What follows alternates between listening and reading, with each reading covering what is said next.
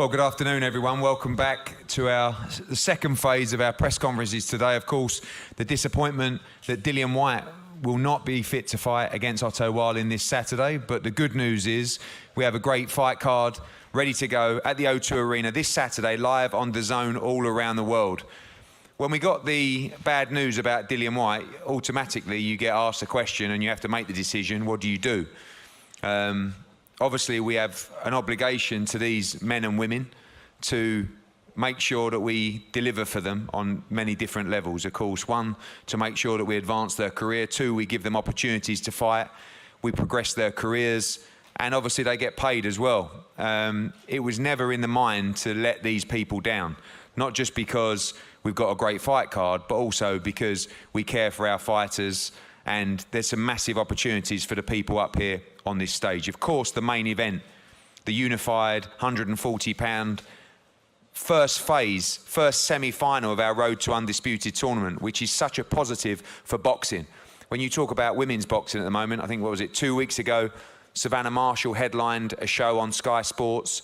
This week, Chantelle Cameron and Mary McGee headline on DAZN. Next week, our own Maiva Hamadouchi will fight Michaela Meyer, headlining on ESPN in America as well. I think the progression of women's, not just women's boxing, but women's combat sports, Leah McCourt at the back there as well, it's great to see, and it's about time. And I think we've been a real big protagonist of that movement, and we're very proud to do so. They continue to entertain, they continue to put it on the line, and this tournament is a great example of how easy it can be in boxing, where the champions just say, yes, we're willing to fight each other. We're willing to find out who the best in the division is. A great main event. Of course, as co-main event, the ever-entertaining Alan Babich over there that wanted to step in and fight Otto Wallin, but thankfully remains against two-time world heavyweight champion Eric Molina. Craig Richards against Marek Matcha in a great light heavyweight fight. For me, what could steal the show, do not miss this fight at 7 p.m. Jorge Castaneda against our man down here, Yusuf Khoumari, Dillian Whyte's charge. Of course, Dillian Whyte's other charge, Thomas Carty, the heavyweight. Great to see Ellie Scotney back in action. Jordan Thompson, who I believe is one of the best young cruiserweights in the country. And of course, Johnny Fisher, who has sold a truckload of tickets from Essex. It's been that difficult for John Hedges because he joined the card after, has also sold a truckload of tickets, but many of those probably coming also to support Johnny Fisher before he was added. So welcome John Hedges and all the fighters here, and delighted that we have an action-packed card to proceed on Saturday at the O2. We're going to start down on the table below me. Jordan Thompson, first of all. Jordan, welcome. A small bout of COVID for you a couple of months ago, stopped you from fighting previously, but you're at the O2 Arena, ready to go and ready to make your charge in the domestic cruiserweight division. No, 100%, man, 100%. Just thank you for having me as well. And like you touched on before, it was scary because I've been out the ring for 2 years now, with a bit of a stop-start career. So when the main event got called off, I was definitely one of the few that was worried. But thank you for keeping the card on and giving us all the opportunity to get out there and put on the show still. Obviously, when people talk about you as a prospect, you know, you are fairly deep into your professional career, but very highly rated, very well spoken about within the circuit. You know, you're not a secret in that respect. You've been up as part of the Tyson Fury training camp for Deontay Wilder as well. You look at that domestic cruiserweight division right now, get through Saturday night, and you're ready to really issue a charge on that in 2022. 100%. You know, like sparring, and hopefully Saturday night I'll go out there and put it into play. But I've gained some real good experience over the last few years, even if I've been inactive. But no, I do see myself as getting in there and getting in the mix of things. I won't be shying away from any fight. So get some momentum behind me come Saturday night, hopefully get out again before the end of the year, and then next year we get into the mix of things. Look forward to seeing you on Saturday in your Matchroom debut. John Hedges, welcome John, and for the first time fighting in front of your own fans, a couple of fights during lockdown, very tough debut for you as well against a late notice opponent at Southpaw. A wild experience out in Austria last time, which was still a great experience for you, but great to be home, great to be fighting at the O2 Arena on Saturday. Yeah, 100% Eddie. I'm looking forward to it. Obviously, the first one back in front of a crowd, and there's a fair few coming, and obviously with Johnny's support as well, there's a lot of Essex going to be there. So it's going to be a good night.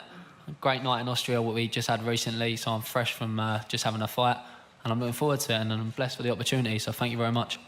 How much do you feel you're moulding into that pro game now? As I said, really tough debut for you, late notice start. It was a close fight.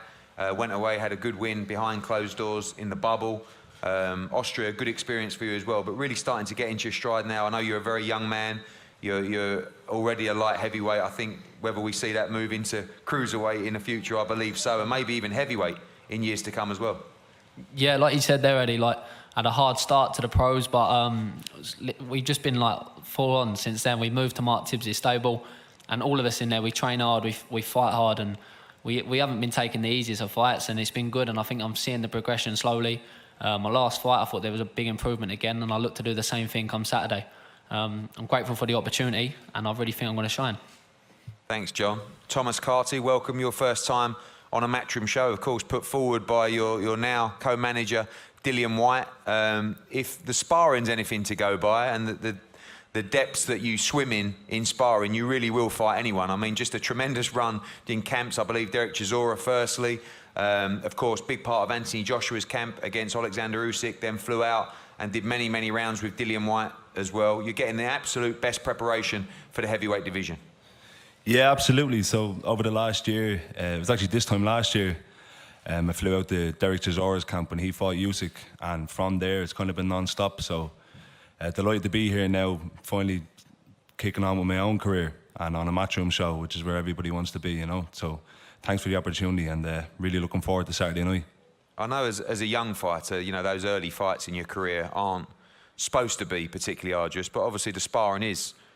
It must have really brought you on as a fighter, although I'm sure you'd like to have actually had more professional fights at this stage. The value that you've been getting in that sparring is priceless.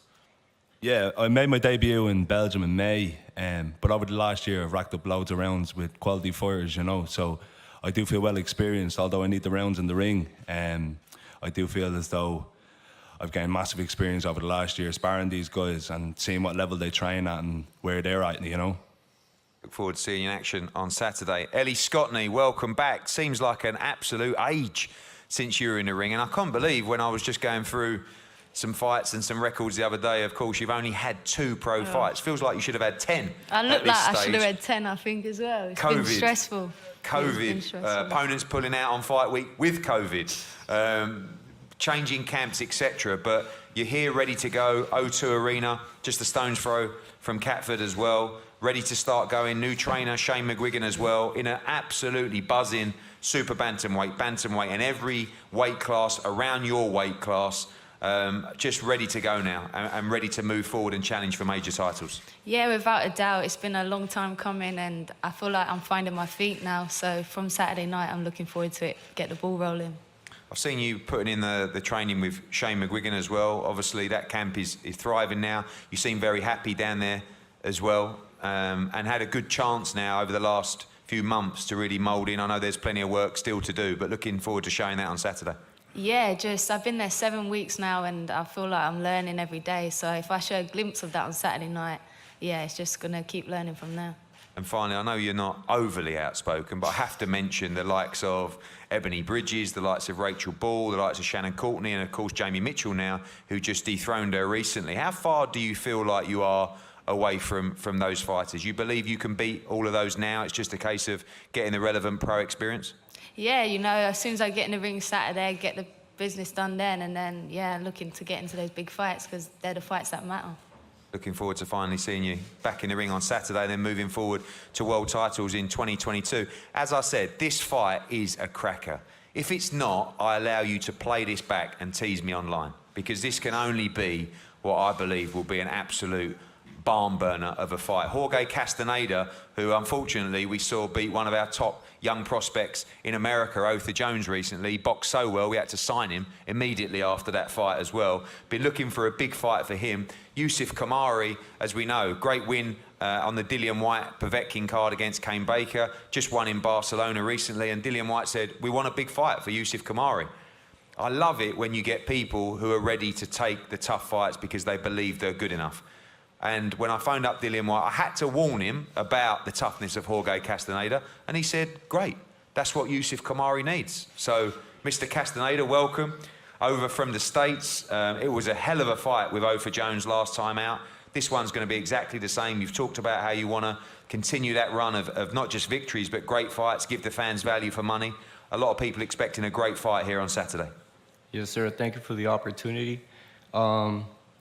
You know, I'm ready, man. I'm ready to come fight and show the people of the UK a war, you know.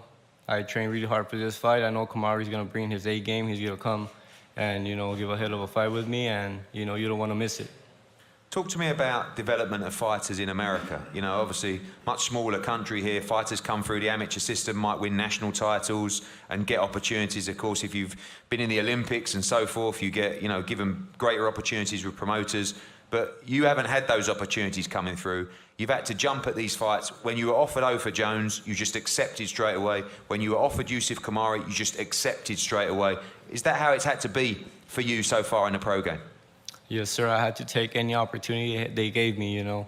I mean, I didn't go up in the ranks in the amateurs. I really didn't have any amateur fights. But, you know, like I said, in the pro rankings, I need to take any opportunity they give me to showcase my skills and show them that I'm a great, exciting fighter. And for you, in terms of the development of your career and the opportunities in life, a huge win on DAZN last time in Miami. This could be another big win for you in London, this time on DAZN as well. This is going to put you in line for a really big fight in 2022 and what would be also a big payday if you can come through this fight. Yes, sir. It's really motivating for me. You know, I'm fighting for a title against a tough guy. And, you know, this is the fights that I need to come closer to a world title. I know winning this fight is going to bring me more exciting fights and, you know, like you said, better paydays. That's what I want. I want to, you know, fight and take this win and take this belt home back to my family and to the people of Laredo, Texas. Thank you. Jorge, Yusuf, again, I know you two guys are coming through and a lot of the wider public won't know too much about you, but a lot of people talking about this fight, expecting a brilliant fight. You had a tough one last time out in Barcelona. I know you probably weren't quite ready for what came in the ring that night. You got through that, but I know that this training camp's been very different and people tell me that you're ready to go on Saturday night. Yeah, first and foremost, I'd like to thank my manager, Dylan White, for another opportunity. And also a big thank you to Matcha and Boxing for continuing on with the show, despite losing the main event. Back to what Eddie said, yeah, you know, the camp I had out in Portugal was the best camp I've ever had. I feel like I'm in the best shape I've ever been. And I'm ready to go on Saturday night and bring more than my A game. Obviously, you would have watched Jorge Castaneda against Ofer Jones.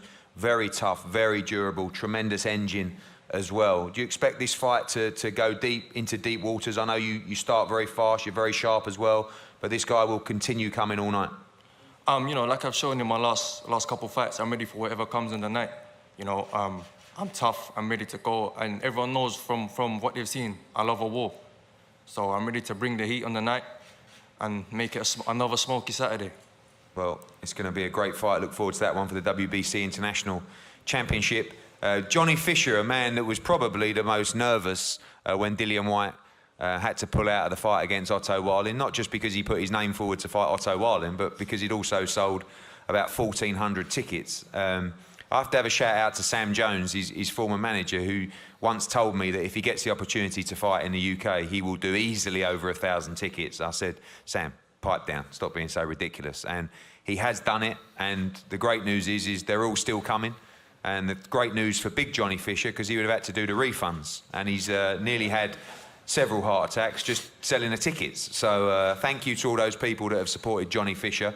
Most of them we know from our area, and those even beyond Essex, of course, down in Exeter where John was at university, and many other fans around the country. John, I have to say, as I said in an interview yesterday, outside of probably, I don't know, Josh Warrington and not many others, that is probably the most tickets I've ever seen a fighter sell individually from his hands. Firstly, a thank you to the support that you've had, and also a thank you to your old man who's had the duty of going out and selling them all. Yeah, massive thank you to everyone who's come to support me and is coming on Saturday night. Big thank you to you as well, Eddie, for keeping the show on, because I don't know what happened, but there have been a lot of angry people in Romford probably looking for you in Brentwood somewhere. That's why I kept it on. Yeah, but my dad's been a massive help. He's been stressing till 2, 3 in the morning after he's doing his job, so I've got to give him a massive thank you. And listen, none of it matters unless I put on a good performance on Saturday night. We've been working hard in the gym with Mark Tibbs and Jimmy Tibbs and the whole team. and it's now down to me to do the business. Everything else has been laid down. It's now time for me to put on a good performance. Alvaro Torrero, the opponent, just landed into the UK, will be obviously on the scales tomorrow. A much tougher test than you faced in your first 3 fights. Of course, the third fight was a step up. You dealt with that convincingly. But here you're fighting a guy that actually was due to fight for the Spanish heavyweight title. Actually followed me on Instagram last night, and I was just having a little peek. And he's a proper fighter, not a journeyman. You know, not a guy that's coming to get paid. Has ambitions himself to perform as a heavyweight in Spain, and looks at an opportunity like this against someone like you as a massive chance for him in his career. We've seen against Solomon Dakers, prepared to let his hands go. You mustn't get too carried away on Saturday in this kind of crazy environment with those fans. No, definitely not, and that's going to be the challenge for this fight. We've been working very hard in the gym to measure my distance correctly, and I've been sparring very well. Been sparring up with Fury in his gym before this as well. But as you said, he's a game fighter, he comes to fight, but I think that will that he's got on that ambition, it's my job to crush that ambition. And when he comes forward and he tries to let his hands go, my speed and power will be telling, and he will feel it in full force. Well, we look forward to seeing your full fight, and so pleased to see so many come out to support you on your journey on Saturday night. We move into our second championship fight on the card. Matcha against Craig Richards, a really good fight for the WBA International Light Heavyweight Championship. Marek, firstly to you, I know you have a translator there as well. A big opportunity for you. We've seen you in some big fights in Poland, but this is a chance to really move into the world rankings.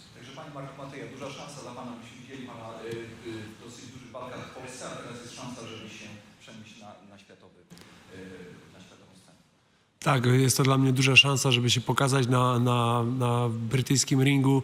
W moich już rękach leży wszystko, żeby sobie wywalczyć tutaj jak najlepszą pozycję.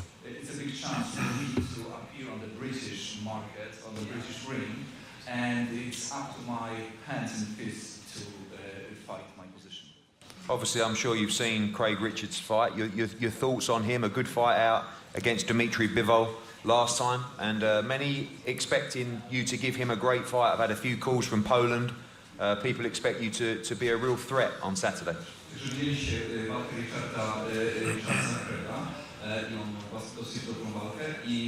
Miałem dużo telefonów z Polski i to będziesz mi w stanie dać dosyć dobrą bitwę. Tak, widziałem jego walkę z Dimitriem Bivolem i pokazał się tam z bardzo dobrej strony, ale ja nie przyjechałem tutaj, żeby obgadywać jego dobre strony, tylko żeby wykorzystać to, co ma słabego i żeby z nim zwyciężyć. I saw his fight with Dimitri Bivol and I saw his good sides, but I didn't come here to emphasize his good sides, but to use his weak sides and to win. Thank you, Marek. Thank you very much, Craig.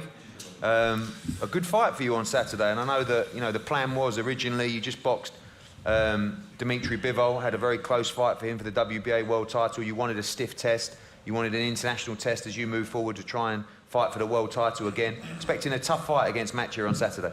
Yeah, 100%, Eddie. This is a fight I wanted, a tough fight. Past the British level, he's ranked above every British fighter behind me, so it's definitely a move forward in my career. I know he's solid, but this is what I want, a solid test. I want to keep pushing forward, kicking the door down and making waves on the scene. Saw you in the workout yesterday, and Peter Sims, your trainer and manager, talks about the move now to get you holding your feet more, punching harder, believing in your power as well, which a lot of people talk about it. We saw you demolish Shakan Pitters at British title level.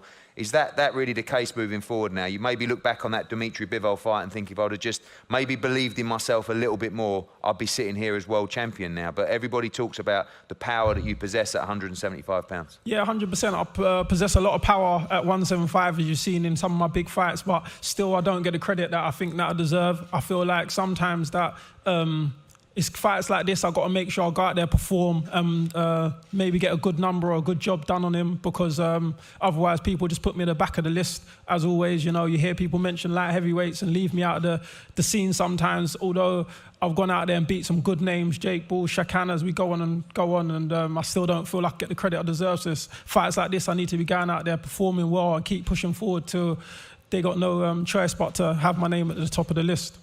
Yeah, let's talk about that. I mean, you know, when you talk about Joshua Buatsi, who we're about to announce a really tough fight for him, had a good fight last time out against Bolotniks.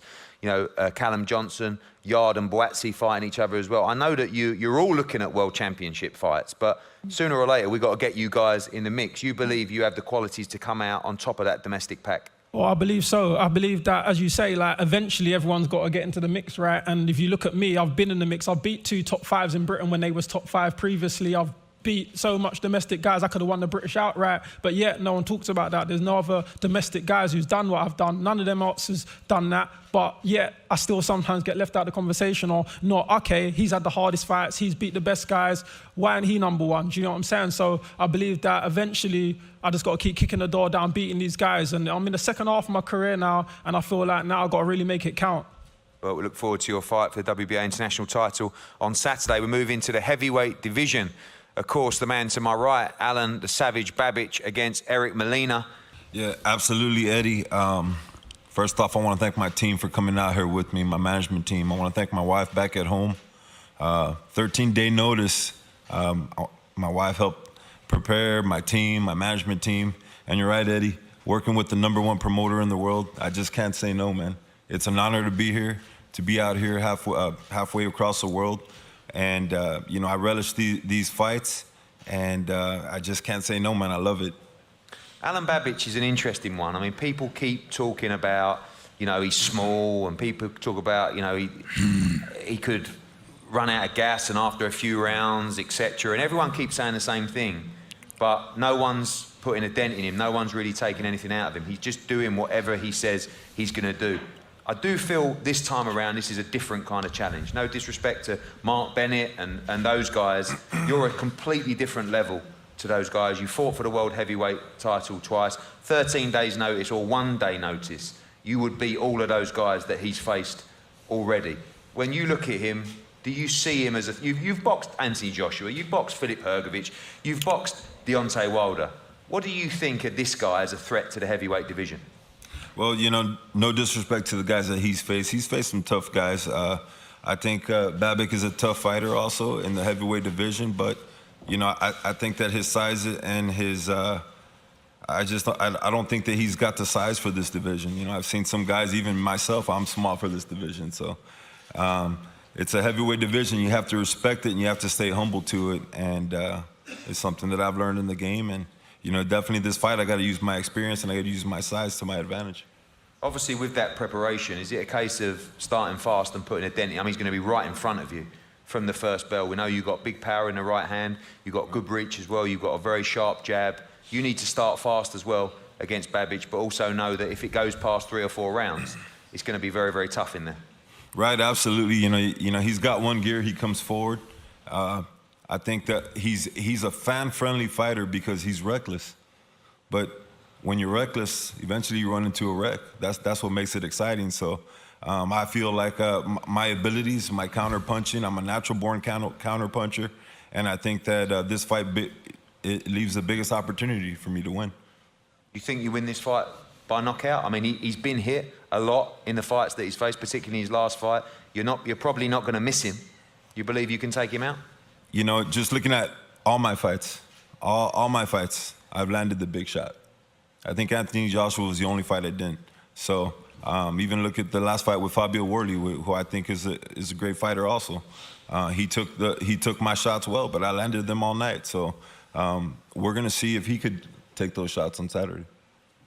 Savage, welcome. I know you were ready to fight anyone here, and Otto Wallin, one of those guys, but you were very happy when Eric Molina accepted the fight, because I know there was a lot of fighters that were calling you out, and you felt that you didn't want to fight guys that were, you know, outside of the top, even 200 on BoxRec. You wanted to take these guys who were real players in the heavyweight division, guys with credentials. And this is a big, big step up from you. Again, no disrespect to Niall Kennedy and Tom Little and those guys as well, but this is a serious test for you, and you're ready to go on Saturday.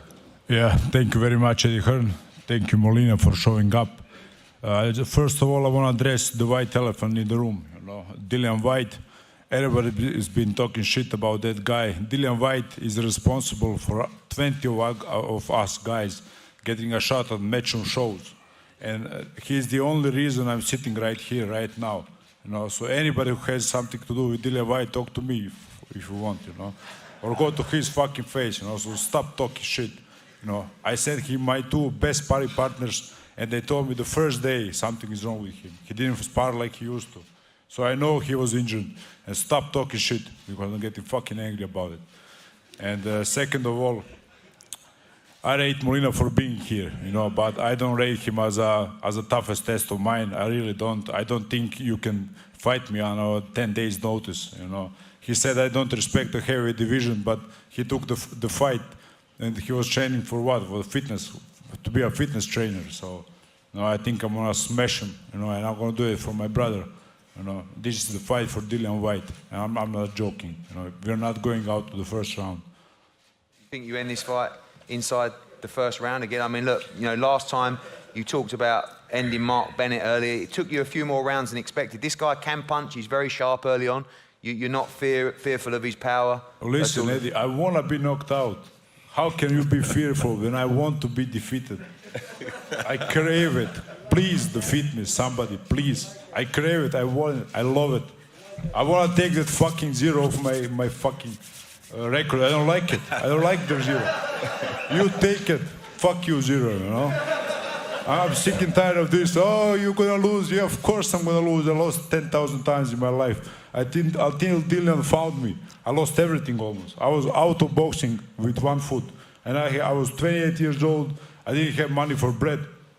No, so I'm not afraid of fucking taking my 0. Knock me out right now. It's okay, bro. No, it's okay. But I want to say one more thing.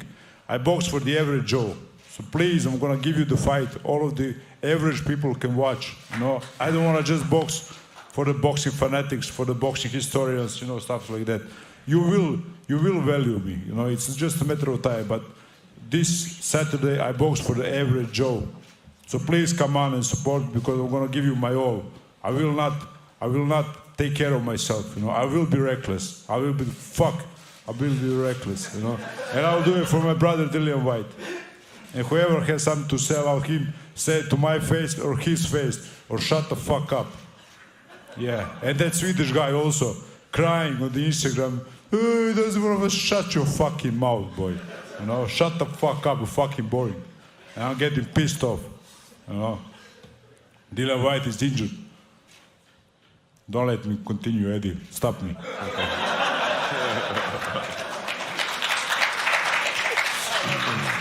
My final question, Alan, is just that, you know, you talk about for the average Joes, and I think that is one reason why people warm to you so much, is, one, you're very accessible, 2, you're very entertaining in the ring, and 3 as well, you are fucking crazy. But there is no, you have a management team behind you with Dillian, and trust me, a lot of thought goes into that. But from your perspective, you know, you are sitting in a position now where, you know, your co-main event on a big televised card, a lot of people are talking about you, a lot of people are interested to watch you as well. There are massive life-changing opportunities that are going to present themselves to you if you continue to win. And there are big championship fights that are going to present themselves to you if you continue to win. But at the same time, you have no fear of losing. But are you aware of how close you are to securing some of those life-changing opportunities? Or do you think once you start thinking about that, it takes that you know, that brings that fear element in, if you like? Yeah, but you said it all. I have a great management team, great coaches. My coach, Leonardo Pietra, is a great coach. Dillian Whyte is a great manager. His team is great. You're a great promoter. So why would I worry about that? I don't know shit about this stuff. I don't know nothing about that. I know how to fight. I fought on the streets for 10 years. Now I sit at the big table at Match shows. You know, so I've done my life. You know, I've done everything I ever wanted to do. I just want to entertain people. I want to entertain. You know, I never ask how much money I'm going to get. I never ask how hurt am I going to be. I never ask nothing. I just want to entertain people. You know, that's all I want, to entertain the average Joe. So he can look at my crazy ass getting beaten up if needed. No problem. Knock me out. Everybody say, oh, he's going to knock you out. Not him, everybody. Knock me out. Come on, I want it. I crave it. I crave it. Knock me the fuck out. I want to sleep for 10 days. So what? What you going to do? You know, I was on the floor my whole life. You know, I know how it is to be down. I can't wait to get back there. No problem. I can live with it. I can live with nothing. No, I live with nothing for so long, so I don't need all of this. All this is extra. Talking to you is extra. It's just extra bonus. You know, it's not real life. I know real life. I live through it. You know, and if the worthy one comes and knock the fuck out of me, I'm gonna be happy. You know, I said thank you. You know, I found my top level. I can't go. If Molina is that guy, let it be. I hope he's not, because nobody on 10 days notice is gonna knock me out. But if he does, I'm gonna say, okay, this is my end. Thank you, Dillian Whyte. I'm retiring from boxing. This is my end. I can't do nothing more. You know, that is who I am. I'm searching for my top from the first day in boxing. I just want somebody to beat me. Is that so hard? Just beat the shit out of me. I boxed guys who are 50 kilos heavier than me every day in the gym. Every day I boxed Olympians. We have 2 Olympians in my club. You don't know how good I am. You don't know. I keep telling you that. You're my biggest, the biggest guy who doesn't believe in me, actually. You know. So, but I'm gonna show you. It's okay. Not believing is me. It's great. I love it. You know. I love the depressing part of boxing. You know. A lot of you don't know how it's hard to be boxer. You know? That's why I get emotional when you go on Dillian Whyte. You don't know how hard of lives he has. You don't know Dillian Whyte like I do. So shut the fuck up, you know, because it really makes me angry. Finally, I will say, I know your attention's on Saturday, but there is a lot of talk and a lot of hype in Croatia about a fight between you and Filip Hrgović. That's something you want badly as well? Mr. Eddie Hearn, I told you this 10 times. Bring Matcham to Croatia and bring him that idiot, cube-shaped idiot inside the ring. I'm gonna tear him up. The boxing is about life. Boxing is not just technique or stuff like that. He's a good technical boxer. Yes, he is. I'm not gonna box with him. I'm gonna beat him up. He's 10 times smaller man than I am. 10 times. 10 times. I don't know how to say it. I'm tougher. I'm tougher than he ever saw a man was, you know. So I just can't even explain what I'm gonna do to him. I know you don't believe me. You know, nobody believes me. But just give me the shot. It's the fight people want in Croatia. Croatia wants matchroom event.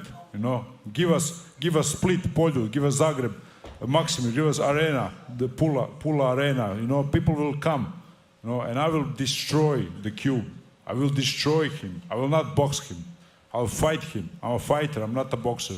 I'm a fighter first, then a boxer. Well, thank you, Alan. I'm tired just listening to that. That was incredibly entertaining. But first things first, Eric Molina will get the opportunity to be that guy to make your wish come true on Saturday night. We go to the main event, as I said, the first half of a brilliant tournament, the road to undisputed, the unified World Super Lightweight Championship between WBC World Champion Chantelle Cameron and IBF World Champion Mary McGee, and of course, the inaugural Ring Magazine Championship. Mary, I'm going to start with you. You've just seemed full of energy, full of beans in this camp.